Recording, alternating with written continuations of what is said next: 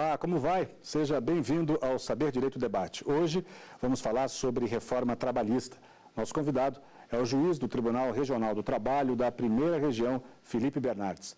Professor, muito obrigado pela sua presença aqui no Saber Direito Debate. Eu agradeço o convite, uma honra para mim estar aqui com vocês debatendo um tema tão relevante para o Brasil. Com certeza. A gente sempre começa o programa pela trajetória dos nossos convidados. Eu queria saber como é que surgiu o seu interesse pelo direito. Olha, o meu interesse pelo direito, eu não tive ninguém na família que fosse do meio jurídico, então foi um interesse espontâneo meu mesmo. E muito assim, começou na adolescência, talvez com meus 14, 15 anos, né? E eu tinha interesse por concurso público já, eu achava que era um mecanismo interessante, um meio de conseguir conquistar coisas que eu queria. E também, principalmente assim, eu sempre quis a magistratura, não especificamente a trabalhista, mas eu queria a magistratura porque eu tinha aquele ideal, né? Como muitos colegas meus eu sei que têm, no sentido de que eu, como magistratura, poderia fazer coisas em prol da sociedade, esse desejo de contribuir. E cada um contribui no seu meio, cada um contribui na sua profissão, e talvez eu tenha tido uma vocação, ou então um chamado realmente para isso, desde novo. Enfim, já fiz a faculdade já pensando na magistratura, me formei já pensando nisso, e foi uma trajetória longa, foi uma trajetória sinuosa, trajetória complicada, não foi nada fácil, né, como é da maioria das pessoas que chegam na função de juiz, também outras similares. Houve um fato em específico que o levasse a escolher o direito ou era já esse desejo latente de vou fazer concurso? Olha, eu acho que assim, no meu caso especificamente, talvez até as dificuldades da vida, né, então, situação financeira mesmo, então aquilo me levava a querer também fazer algo que eu pudesse contribuir. E até eu acho que futuramente isso que me inclinou muito para a área trabalhista, porque é uma área que tem esse perfil social, é um perfil que tem um contato mais próximo. Teve um fato específico, é mais essa vontade de dar contribuição nesse sentido mesmo. Já que o senhor falou em contribuição, e os seus professores, de que maneira eles atuaram para a sua formação, para ratificar essa escolha? A importância é fundamental, né? Os professores, assim, ao longo da minha vida, tive alguns que marcaram bastante, né, desde a faculdade até a época depois de preparação para o concurso. Então, foi na Universidade Federal do Rio de Janeiro? Foi na UFRJ que me formei, na Nacional de Direito, né, foi um período muito bom, uma faculdade, enfim, que passou por realmente períodos de reestruturação, mas é uma faculdade, mas enfim, eu tive uma formação, tive professores ali que realmente me inspiraram, talvez mais do que ensinar, eu acho que o professor também tem esse papel de inspirar também. E eu tive algumas figuras que me inspiraram, assim, tanto na magistratura como no magistério também. E isso me leva a querer fazer também, como talvez eles fizeram, né, nesse sentido. O senhor já foi direto da faculdade para fazer concurso, ou o senhor chegou a estagiar, trabalhou em algum escritório? Olha, a minha carreira foi assim, eu fui bancário, então durante a faculdade, eu fiz a faculdade à noite na UFRJ, e eu trabalhava num banco durante o dia, né? E, enfim, aí quando chegou para o final da faculdade, eu fiz um concurso para o Ministério Público Estadual do Rio, para um cargo de nível médio, servidor, e aí fiquei nessa função durante cerca de 1 ano, mais ou menos, e aí logo em seguida fiz o concurso para servidor do TRT do Rio de Janeiro mesmo. Aí fui oficial de justiça lá durante 4 anos e meio, foi uma experiência muito boa para mim também, porque eu tive a experiência, o oficial de justiça trabalha na rua. Então, você vê a efetivação do direito, você não vê o direito apenas na teoria, porque muitas vezes o profissional, ele só vai adquirir essa experiência em situações mais drásticas. E eu tive a oportunidade de estar ali no dia a dia, vendo o impacto que uma decisão judicial tem na vida de um cidadão. Então, isso foi fundamental para a minha formação jurídica como um todo. E também até humana, né? Porque você tem um contato mais direto com as pessoas. Você vê a decisão judicial, o que ela vai gerar na vida de uma pessoa, tanto para o bem quanto para o mal. Então, isso foi uma grande escola para mim. E, enfim, aí fui oficial de justiça durante 4 anos e meio, e em seguida, mas eu já queria a magistratura, eu sabia que eu queria realmente seguir a carreira da magistratura, e aí fiz o concurso, enfim, fiz alguns concursos antes de ser aprovado, não primeira, então até um incentivo para o pessoal aí, né? Tem gente que às vezes faz uma vez, 2 vezes e não consegue sucesso. Isso é muito normal, isso é muito comum. Não existe gênio, não existe suprassumo. A pessoa que quando chega num patamar desse, a pessoa tem tropeços, é natural tropeçar. E o mais importante é a vontade de levantar, de seguir em frente e determinação para fazer aquilo que a gente realmente quer e que a gente sonha. Como é a sua rotina no TRT? Olha, a minha rotina no tribunal é uma rotina de audiência, então eu faço bastante audiência. O processo do trabalho é um processo muito audiencista, em que a gente tem muito contato, isso aproxima muito o juiz das partes. Então, eu tenho uma rotina de fazer audiência geralmente na parte da manhã. Lá, eu gosto de marcar cedo, o pessoal até brinca, falando que eu madrugo, que eu acordo muito cedo e realmente acordo. E, enfim, e a parte da tarde fica reservada para decisões de despachos, sentenças, né, para receber advogados e outro tipo de atividades que o juiz faz. Né, porque muitas vezes a pessoa acha que a atividade do juiz é atividade de audiência só, mas isso é um engano. Aquilo é apenas uma pequena parte das tarefas do juiz. O juiz de trabalho faz muito mais coisa além da audiência. A audiência é a parte em que o juiz está mais evidente, está diante do público, está diante da parte e do advogado, mas tem um trabalho muito grande por trás disso também. O senhor leva trabalho para casa, como muitos juízes? Certamente, finais de semana, inclusive às vezes férias. Eu me lembro de férias que eu passei, que de 30 dias de férias eu passei metade trabalhando, porque estava com 60 sentenças acumuladas, e aí você tem que fazer, até porque você tem que fazer, você tem um compromisso com fazer aquilo ali. E o juiz não tem horário de trabalho, você tem horário para fazer a audiência, mas é uma carreira que, assim, pela responsabilidade que você tem que ser feito com muita dedicação, que é isso que o nosso povo merece também, é isso que a gente tem que dar sempre o nosso máximo ali. Professor, e qual seria o perfil adequado para um juiz atingir um grau de respeito, de notoriedade, como o senhor atingiu? Olha, eu acredito que, em primeiro lugar, obrigado pelo elogio, mas eu acredito que um juiz, em primeiro lugar, ele tem que gostar de estudar. Gostar de estudar em geral, então se atualizar, porque o direito está em constante mutação. Então, assim como o médico tem que se atualizar na área da medicina e ver as novas tendências, o juiz, não só o juiz, o advogado tem que estar atualizado. Então, não ter preguiça de estudar, gostar, desenvolver o gosto pelo estudo. Porque quando você gosta de estudar, você gosta de estudar também os autos. Então, você passa a estudar os autos do processo, ver as petições das partes, as alegações, e você pode pesquisar, fazer um cotejo disso com jurisprudência, e ver autores, enfim, ter essa disposição, esse ânimo para estudo. Esse é o primeiro ponto. E o segundo ponto que eu vejo importante é coragem. O juiz tem que ter coragem, não pode ter medo de tomar decisões, tem que tomar decisões sabendo que vai contrariar interesses, que vai contrariar interesses de uma parte ou de outra, isso é natural. E muitas vezes das duas partes até. E o juiz tem que ter coragem para tomar a decisão que ele tiver que tomar, de acordo com a sua consciência, de acordo com o direito. Eu acho que esses são os dois pontos principais, essa disposição e também, eu diria, um terceiro ponto, disciplina. Eu acho que o juiz, para ser um bom magistrado, a sociedade hoje em dia não tolera mais juízes que acumulam, deixam um serviço acumulado, as sentenças em atraso. Então, acredito que o juiz ele tem que ter um perfil de resolver. Para a gente encerrar rapidamente o bloco, professor, o senhor diria que no seu horizonte, no dos seus colegas também, com a reforma trabalhista, vem aí uma enxurrada de ações, vocês vão ter bastante trabalho? Olha, a enxurrada de ações já existe, na verdade. A Justiça do Trabalho tem uma grande quantidade de processos. Na verdade, o que se espera com a reforma seria até uma diminuição dos processos. O contrário, então? A ideia por trás da reforma seria uma diminuição, com institutos como a arbitragem, que a gente pode comentar, a arbitragem e outros, que tenderiam a reduzir o número de processos. Mas, enfim, a gente não sabe muito bem como isso vai refletir na prática. Isso realmente a gente tem que aguardar para ver o resultado prático disso. Até porque muita gente contesta, acha que pode ferir direitos, e aí, se fere direitos, muita gente vai querer contestar judicialmente. Arguir inconstitucionalidade de alguns dispositivos. É isso mesmo. Vamos continuar a conversa no próximo bloco, professor? Claro, com certeza. Perfeito. Saber Direito Debate volta daqui a pouco. Até já.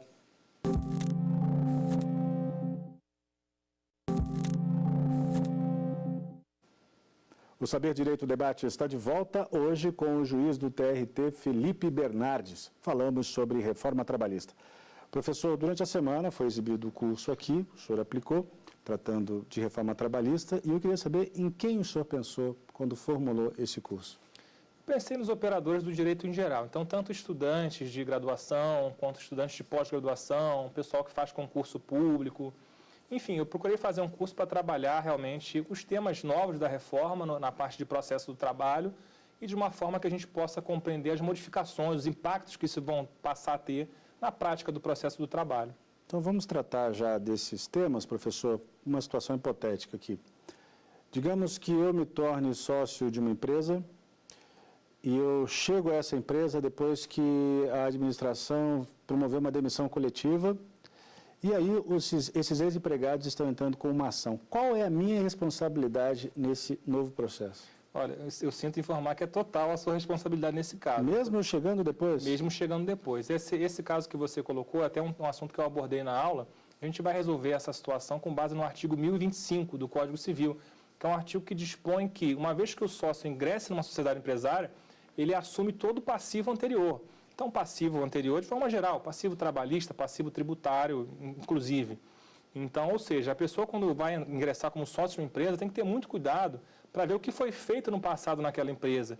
E sendo que não há uma limitação de tempo. É claro que ressalvada a situação de prescrição, que é uma outra situação também que foi modificada na reforma.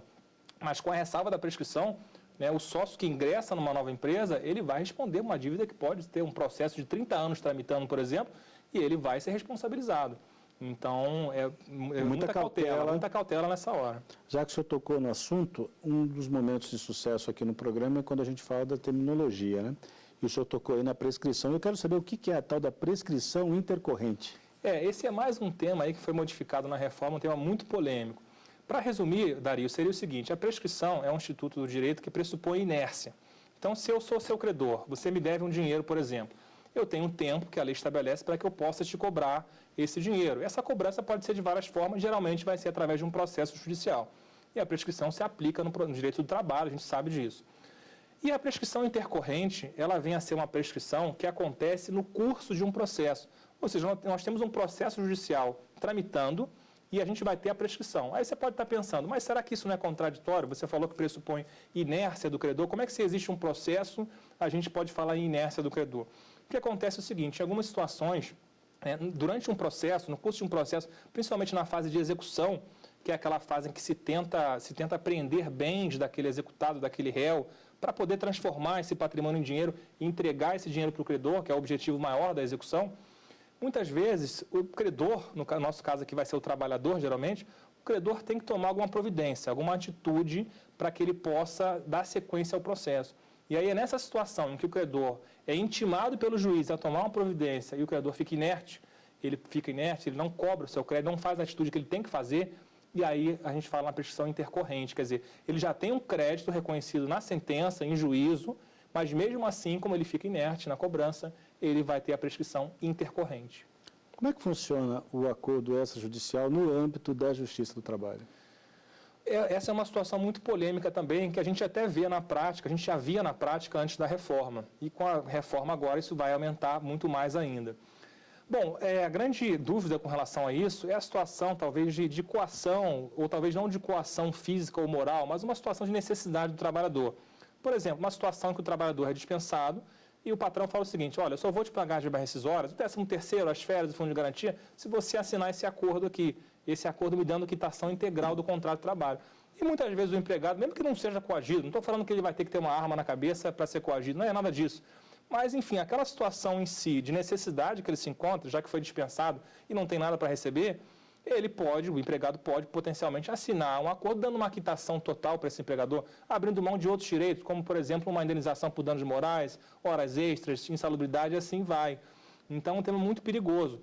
E a reforma traz a possibilidade do acordo extrajudicial, mas com a possibilidade, também com o dever até, de que o juiz tome cautelas. Então, por exemplo, que o juiz marque uma audiência para ouvir o trabalhador, para se inteirar desse conflito, e também que o juiz deixe de homologar um acordo que seja muito lesivo, por exemplo, ao trabalhador. Essa pergunta. Então, o senhor, na sua condição de juiz, tem a prerrogativa de se negar a validar um acordo assim, se julgar que não deve? Sim, eu diria até mais, eu diria que não apenas a prerrogativa, mas o dever mesmo.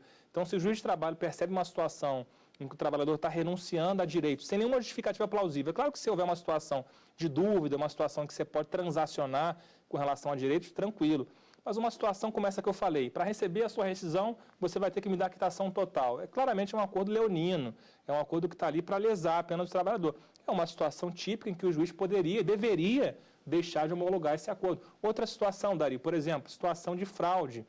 Situação, por exemplo, em que um empregador, um sócio de uma empresa, ele simula um processo com um suposto empregado que, na verdade, é um laranja seu, é um conhecido, é um colega. Então, ele quer transferir patrimônio para evitar um futuro processo de um real empregado, de uma pessoa que realmente vai ter direito. Ele simula um processo, faz um acordo extrajudicial para fraudar terceiros, fraudar o trabalhador. E o juiz, percebendo uma situação de fraude, o juiz deve deixar de homologar. Não apenas pode, deve deixar de homologar. Queria que o senhor falasse sobre o que é a inversão do ônus da prova em um processo trabalhista. Bom, o ônus da prova, né, é previsão legal, no sentido de que cada parte no processo judicial tem que comprovar as suas alegações. Em princípio, o princípio geral é esse. Então, por exemplo, quando um trabalhador pede um direito em juízo, quando ele pede horas extras, por exemplo, ele tem que comprovar que trabalhava em sobrejornada. Ele faz isso através de documentos, de testemunhas, enfim, né? E o que acontece é que em algumas situações, e a reforma positiva traz isso no processo do trabalho, que é uma situação que já existia no processo civil, já existia no Código de Processo Civil, e são situações em que a lei admite que o juiz modifique essa previsão, modifique esse ônus, quer dizer, então se o trabalhador, vamos supor o exemplo que eu dei, o trabalhador tinha o ônus de comprovar as horas extras, mas em algumas situações peculiares, vamos colocar assim, o juiz pode fazer com que caiba ao empregador, quer dizer, a outra parte, comprovar que não havia horas extras, por exemplo. Ou seja, é uma modificação de algo que vem previsto pela lei, mas diante de peculiaridades da situação concreta, o juiz pode determinar que se modifique esse ônus. O valor da causa, ela tem que... Perdão, vou refazer a pergunta, tá? O valor da causa, ele precisa necessariamente estar indicado na petição inicial? Esse é mais um tema que era bastante polêmico, que a reforma trouxe uma solução, mas que, a meu ver, ainda vai trazer alguma polêmica. Bom, a indicação do valor da causa, me parece que sim, o valor da causa sim vai ter que ser indicado a partir da reforma, não há dúvida com relação a isso, até para poder ser escolhido o rito processual, o procedimento. Mas a dúvida é a seguinte, será que a petição inicial tem que ser líquida? O que significa a petição inicial líquida? É aquela petição inicial em que já vem os valores de cada pedido. Então, por exemplo, o trabalhador pede horas extras, ele teria que fazer o cálculo de quantas horas extras, o divisor, os reflexos daquilo em 13º, em férias, e dar um valor preciso. E a grande dificuldade é que em algumas situações, então pela reforma é isso, pela reforma o trabalhador entrar com ajuizar um processo, ele vai ter que liquidar o pedido. Mas em algumas situações pode ser muito difícil, ou talvez até impossível, que o autor consiga liquidar. Por exemplo, situação de comissões, né, que é uma situação geralmente mais difícil, que você vai ter que apurar o balanço da empresa, uma participação nos lucros. Você tem que avaliar o balanço da empresa para ver se realmente aquele empregado vai ter o direito. Então, são situações de cálculos muito complexos, que muito dificilmente o trabalhador vai conseguir fazer um cálculo desse. Então, são situações, e até o STJ, o Superior Tribunal de Justiça, tem um entendimento com relação a esse tema na área civil, que é uma área que, teoricamente, em que há um nivelamento das partes, né? Então, um contrato civil é um contrato entre partes iguais, ao passo que o contrato de trabalho é um contrato desnivelado, o empregador tem mais poder e o empregado tem menos. E o STJ, mesmo no âmbito civil, ele relativiza essa exigência de liquidação, de pedidos, ele admite que em situação, por exemplo, em que os cálculos sejam muito complexos, ele admite petições sem liquidação, por exemplo, lá no processo civil. Então, se o STJ faz isso no processo civil, com muito mais razão no processo do trabalho, em que há esse desnível, a gente tem que fazer isso também. Professor, vamos a mais um intervalo? Vamos. Perfeito. O Saber Direito Debate volta dentro de instantes. Não saia daí.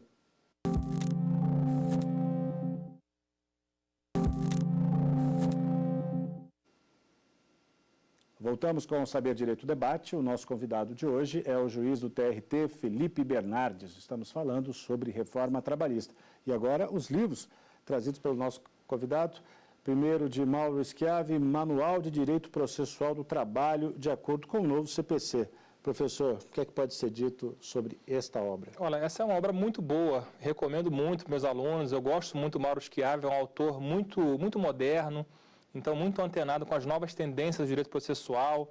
Ele faz muito bem essa interligação do processo do trabalho com o processo civil, que é algo que é importante. Cada vez mais há uma aproximação do processo civil com o processo do trabalho, e o professor Mauro faz com maestria. É um livro bem completo, é um livro também que tem uma tendência, vamos colocar assim, de vanguarda em alguns posicionamentos. Ele ele é um pouco visionário, eu posso colocar assim, e é muito positivo, porque ele abre a cabeça do estudante.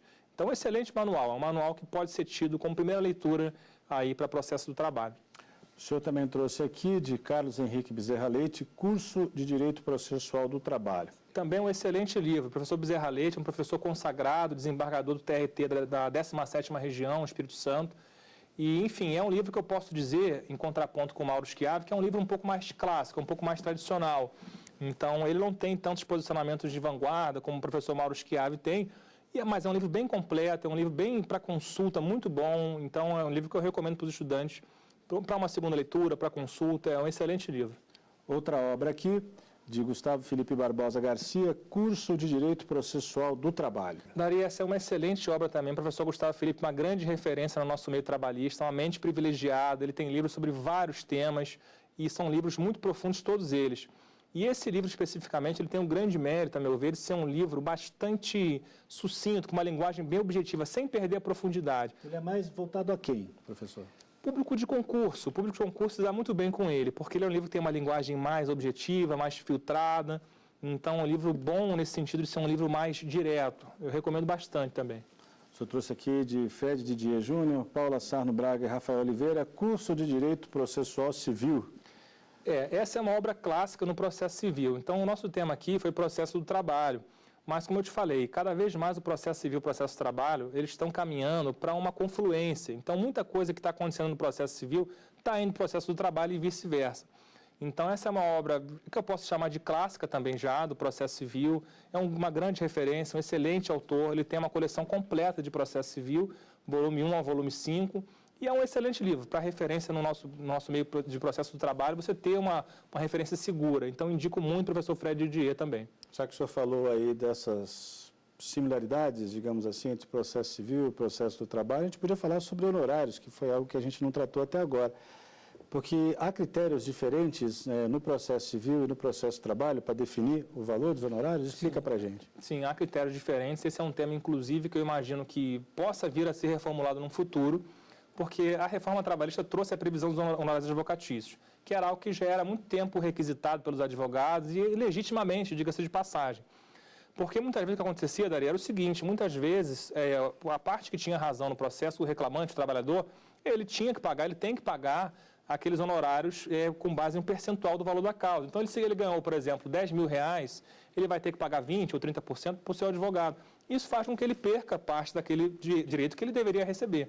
E quando você estipula os honorários advocatícios sucumbenciais, que decorrem da lei, então o advogado já tem uma remuneração. Ou seja, o trabalhador não vai perder mais, não vai ter que pagar para o advogado do direito que ele tinha que receber, porque além do direito que ele vai receber, vai ter a parcela do advogado. Mas a diferenciação é a seguinte, pela reforma trabalhista, o percentual dos honorários ele é menor do que no processo civil.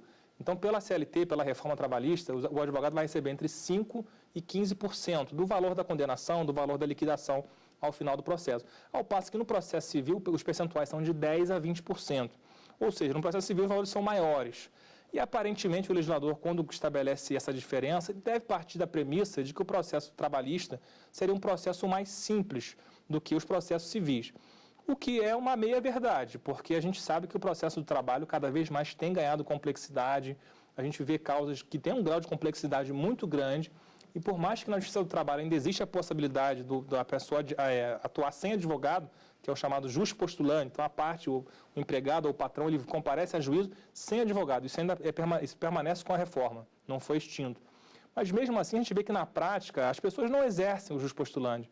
Na prática, tanto o trabalhador quanto o empregado, eles comparecem com o advogado. Por quê? Porque sabe que é uma realidade técnica, que há situações técnicas de prazo, de comportamentos, e isso, enfim, essa complexidade. Então, não há uma diferença tão patente com o processo civil a ponto de justificar. Tá certo. Professor, eu queria agradecer pelo seu tempo, pelas suas histórias, pelos seus esclarecimentos. Muito obrigado pela presença aqui no nosso programa. Eu que agradeço. Foi um grande prazer estar com vocês aqui, uma grande honra.